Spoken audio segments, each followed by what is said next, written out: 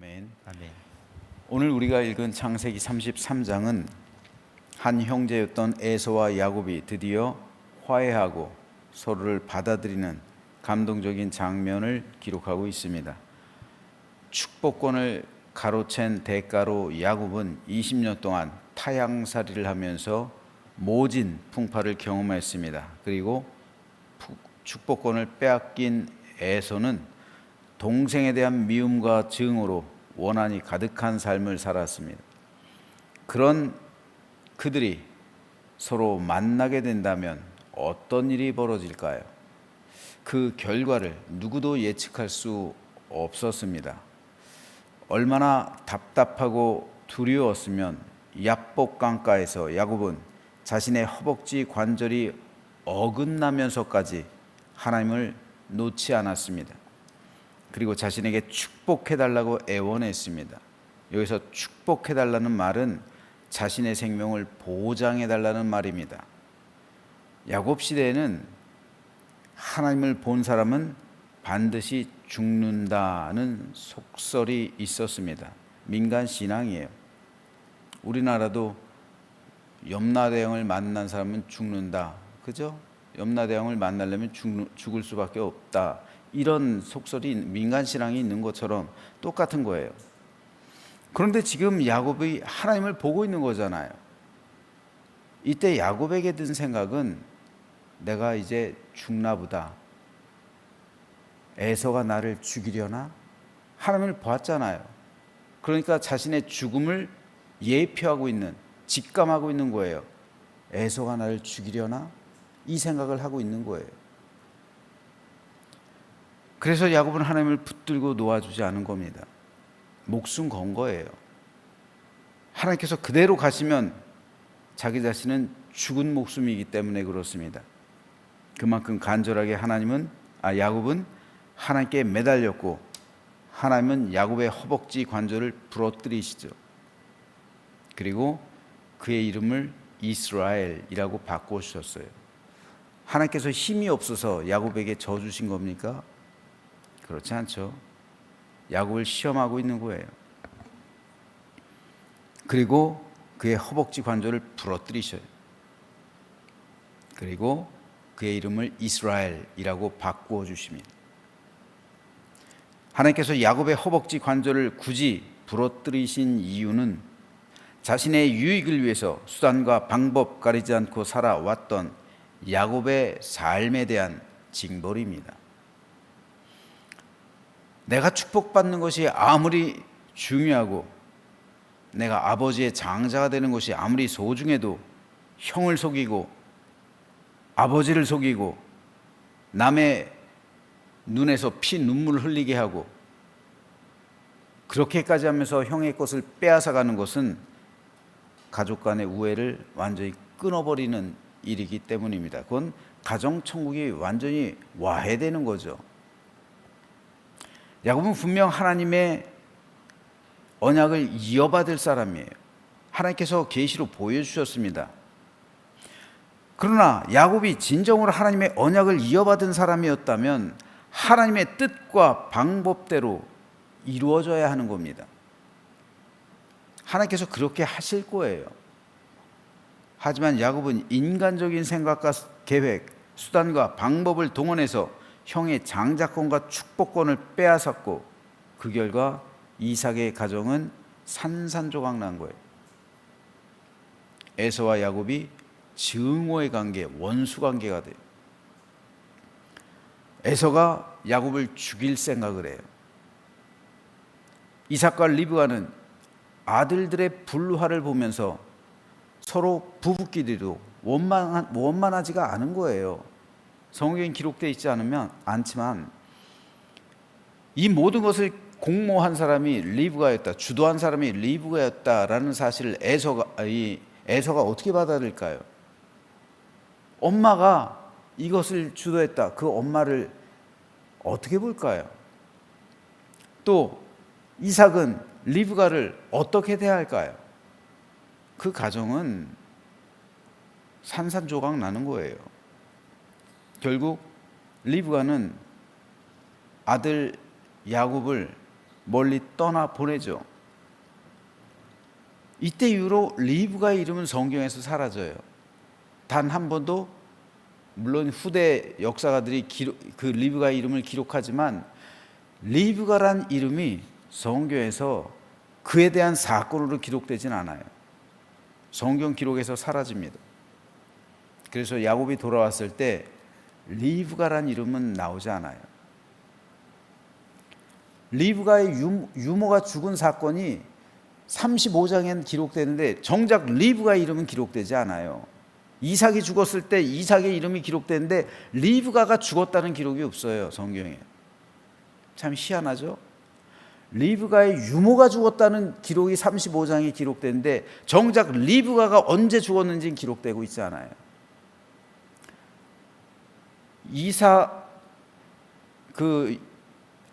유업을 상속받은 아브라함의 아내 사라, 야곱의 아내 레아 죽었다는 기록이 있지만 정작 이삭의 아내 리브가 죽었다는 기록이 없어요, 성경에. 이에 대해서 학자들이 추정하는 것은 한 가지예요. 이삭이 돌아오기 전에 비교적 짧은 나이에 죽었다. 그 외에는 달리 설명할 방법이 없기 때문에 그래요. 그런데 이 모든 일에 대한 풀어짐의 역사가 얍복강가에서 지금 일어나고 있는 거예요. 그래서 하나님은 징벌적인 표시로 허벅지 관절을 부러뜨리셔서 평생 야곱은 장애를 안고 살아가요. 그러나 하나님은 야곱의 이름을 이스라엘이라고 바꾸어 주십니다. 고대 세계에서 이름을 지어준다는 것, 자신의 소유라는 것을 의미해서 이제 야곱은 하나님의 소유가 된 거예요. 하나님의 사람이 된 겁니다. 야곱이라는 이름, 교활한 자, 간사한 자, 남의 것을 빼앗는 자, 이런 의미를 가지고 있어요. 형 에서의 발목을 잡았기 때문에 태어나면서. 이건 이삭이 지어준 거예요. 부모가 지어준 겁니다. 하지만 이스라엘이라는 이름은 하나님께서 지어주신 거예요. 그러므로 이제 야곱은 하나님의 소유가 됐습니다. 그런데 놀라운 사실은요, 하나님과 야곱의 관계가 풀리니까 사람과의 관계 역시 풀리게 된다는 거예요. 야곱과 에서의 관계는 이미 얍복강가에서 풀린 거예요. 그에 대한 응답이에요. 하나님께서 살려주셨잖아요. 하나님을 보고도 살았잖아요. 하나님과 얽혀 있었던 관계가 그때 풀리니까 사람과의 관계 또한 풀리게 된 이유는 하나님께서 돌보시기 때문에 그런 거예요. 그래서 야곱과 에서는 극적으로 화해하게 됩니다. 서로를 용서하고 그들 사이에 샬롬, 평강이 회복되는 거예요.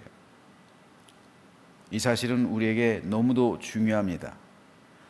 하나님과 나의 관계가 회복되면 나와 다른 사람의 관계도 회복된다는 사실 우리는 알아야 합니다.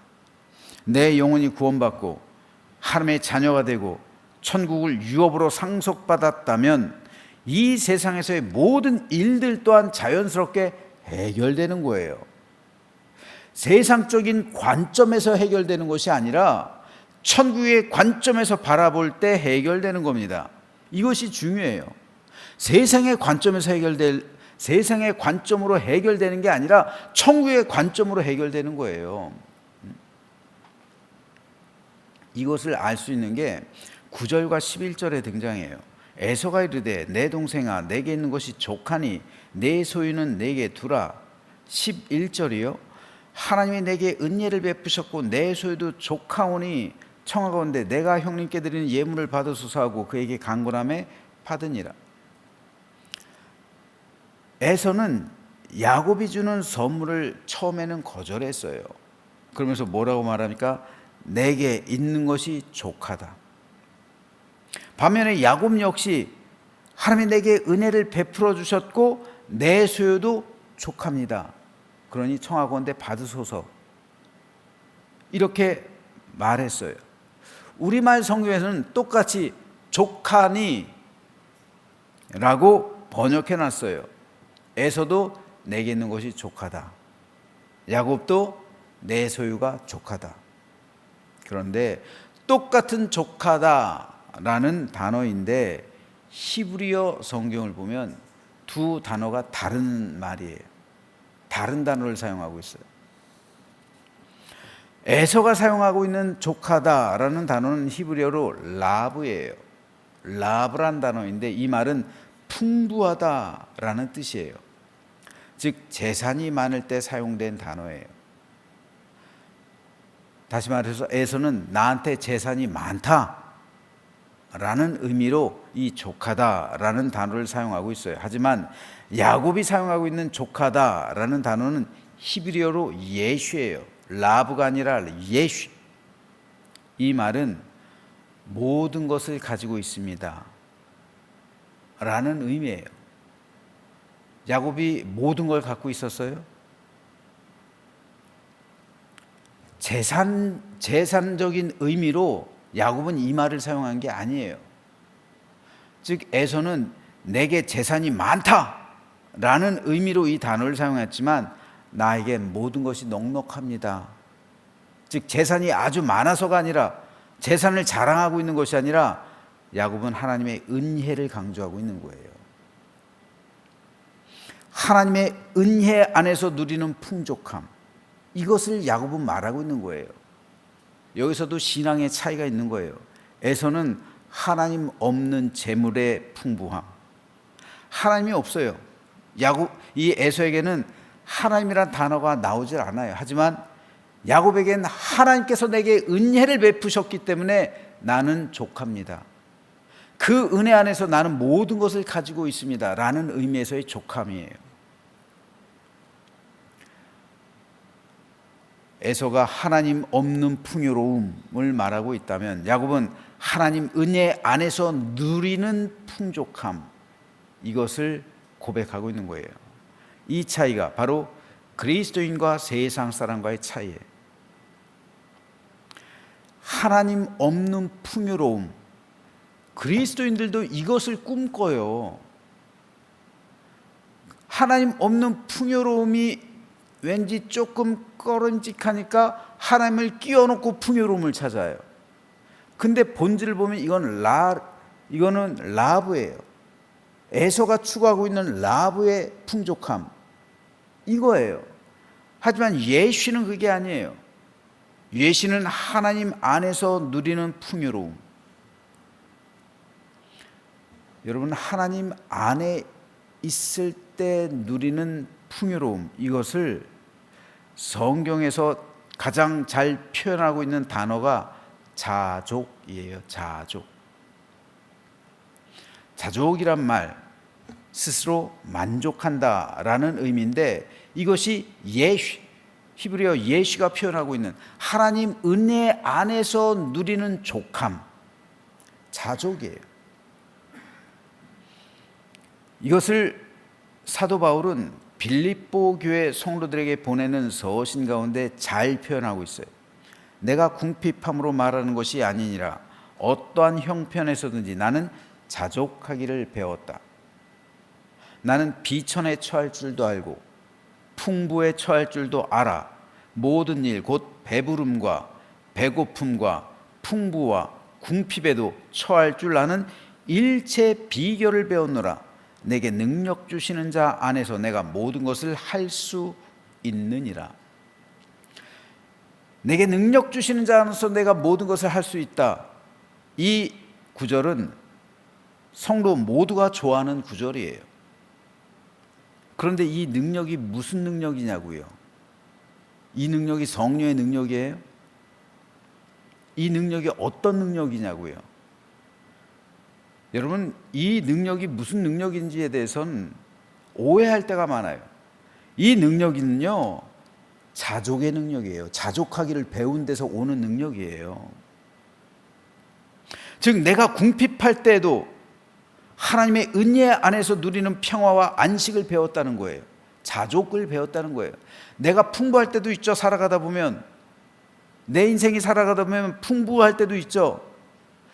풍부하다 하여 교만해지지 않고 배고프다 하여 비굴해지지 않는 것, 이것이 자족이에요.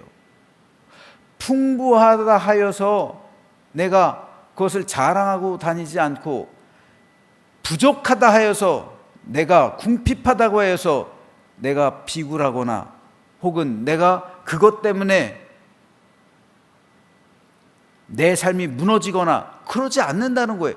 내가 배고플 때도 있고, 내가 어려울 때도 있고, 내 삶이 힘들 때도 있고, 절망적일 때도 있고, 괴로울 때도 있고, 고난에 빠질 때도 있지만, 그러나 그때 나는 자족하는 것을 안다는 거예요. 그때에도 우리가 살아가다 보면 어떻게 풍부할 때만 있겠습니까? 궁핍할 때도 있는 거예요. 어떻게 내가 맨날 배가 부르겠습니까? 배고플 때도 있는 거예요. 하지만 그때 바울은 내가 궁핍할 때도 하나님의 은혜 안에서 누리는 평화와 안식을 배우고 내 안에서 그 하나님 안에서 행복과 감사의 삶을 살아가고 있다는 말이, 이것이 바로 자족의 능력이란 말입니다. 그리고 자족의 능력이 있다면 내가 모든 것을 할 수 있다는 거예요. 여러분, 굉장히 중요한 고백입니다. 자족의 능력이 있다면 내가 모든 것을 할 수 있다. 자족의 능력이 없기 때문에 내가 모든 것을 할 수가 없는 거예요. 진정한 영성 믿음 생활은 바로 이 자족의 힘, 자족의 능력에서 나온다는 거예요. 진정한 경건, 진정한 영성, 살아있는 힘, 이 자족에서 나온다는 거예요. 자족하는 사람은 물질로 인해 타락하지 않아요. 자족하는 사람은 세상의 어떤 것으로도 음료가 금잔을 권장하고 그래도 그걸 받아들이질 않아요. 자족하기 때문에. 자족의 능력이 있으면 내가 모든 것을 할 수가 있는 거예요. 왜요? 하나님께서 경건한 자를 사용하시기 때문에요. 자족의 능력을 잃어버렸기 때문에 나는 그것으로 인해서 궁핍할 때 내가 세상을 구하고 다니고, 내가 어려울 때 야곱처럼 그냥 남의 것을 빼앗고 그러는 거예요. 자족한 것이 있으면, 그러나 세상이 나를 유혹한다 할지라도 넘어가지 않아요. 이게 바로 자족의 능력입니다. 이 자족의 능력이 있을 때 내가 하나님을 위해서 모든 것을 할 수 있다는 거예요. 심지어는 내가 죽음에도 이룰 수 있다는 거예요. 자족의 능력이 없기 때문에 세상에 매이고 얽히고 살아가며 성도와 세상에 굴복하는 겁니다. 에서는 물질의 족함을 말합니다. 하지만 이스라엘로 변화된 야곱은, 이스라엘이 된 야곱은 하나님 안에서의 족함을 말하고 있는 거예요. 자족을 말하고 있는 거예요. 하나님 안에서 내가 모든 것을 가지고 있습니다. 나는 자족합니다. 그러니 형님, 이제까지 내가 살아온 삶, 내가 형을 속이고 형의 것을 빼앗고 그거에 비하면 이거 아무것도 아닙니다. 미안합니다. 화해의 선물로 주는 거예요. 이게 자족이에요. 능력 주시는 자 안에서 내가 모든 것을 할 수 있다. 야곱이 그런 거예요. 그러므로 성도는 자족을 배워야 합니다. 자족의 능력, 이것이 세상을 이기는 능력이 되는 거예요. 이 능력 있는 사람은 능력 주시는 하나님 안에서 모든 것을 할 수가 있는 거예요. 자족의 능력이 없기 때문에 우리는 부한데도 궁핍해요. 자족의 능력이 있는 사람은 궁핍함 가운데서도 모든 것을 가진 사람이에요. 자족의 능력이 있는 사람은 어려운 가운데서도 모든 것이 충분한 사람이에요. 이게 하나님께서 주시는 힘이에요. 사도들은 부자가 아니었어요. 그렇잖아요. 사도들은 뭐 금, 은으로 치장된 사람들이 아니었어요. 하지만 그들은 다 자족을 배운 사람들이에요. 사도들이 배부를 때도 있었죠. 하지만 배고플 때도 많았어요. 풍부할 때도 많았죠. 하지만 부족할 때도 더 많았어요. 하지만 그들은 자족함을 배운 사람들이었기 때문에 내게 이 능력 주시는 하나님 안에서 모든 것을 할 수 있는 힘이 그들에게 주어졌던 겁니다. 자족의 능력이 없다면 우리는 세상에 굴복할 수밖에 없는 거예요. 목회자가 자족하는 걸 배우지 못하면 계속 끊임없이 물질을 탐하는 거예요. 그렇잖아요. 물질을 탐하기 때문에 끊임없이 교회에서 물질로 인해 갈등을 벌일 수밖에 없는 거예요. 은퇴할 때도 그런 거고, 대표적으로 목회자가 자족하는 걸 배우지 못하면 교회 권력에 대해서 잘못 설정하게 되는 거예요. 성도 역시 마찬가지입니다. 자족하는 걸 배우지 못하면 내 삶이 행복이 임할 수가 없어요. 능력 있는 삶을 살아갈 수가 없어요. 자족하길 배워야 합니다. 자족의 능력, 그 능력 주시는 자 안에서 내가 모든 것을 할 수 있는 거예요. 자족의 능력이 없으면 나는 아무것도 할 수가 없는 거예요. 그래서 사도들이 세상을 변화시킨 거예요. 자족의 능력이 있기 때문에, 자족하는 법을 배웠기 때문에, 자족의 삶을 살아냈기 때문입니다. 이것이 없다면 성도라 하면서 물질에 매인 삶을 사는 거예요.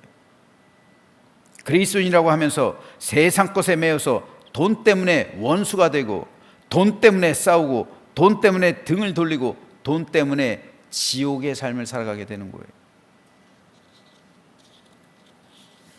그러므로 저는 저와 여러분 모두가 자족의 삶을 배우게 되기를 소망합니다. 그래서 음녀가 내미는 금잔을 거부하고 하나님 안에서 자족의 능력으로 세상에 대해서 승리하며 기쁨과 감사와 참된 만족과 평강의 삶을 누리며 살아가는 우리 모두가 되시길 주님의 이름으로 축원합니다.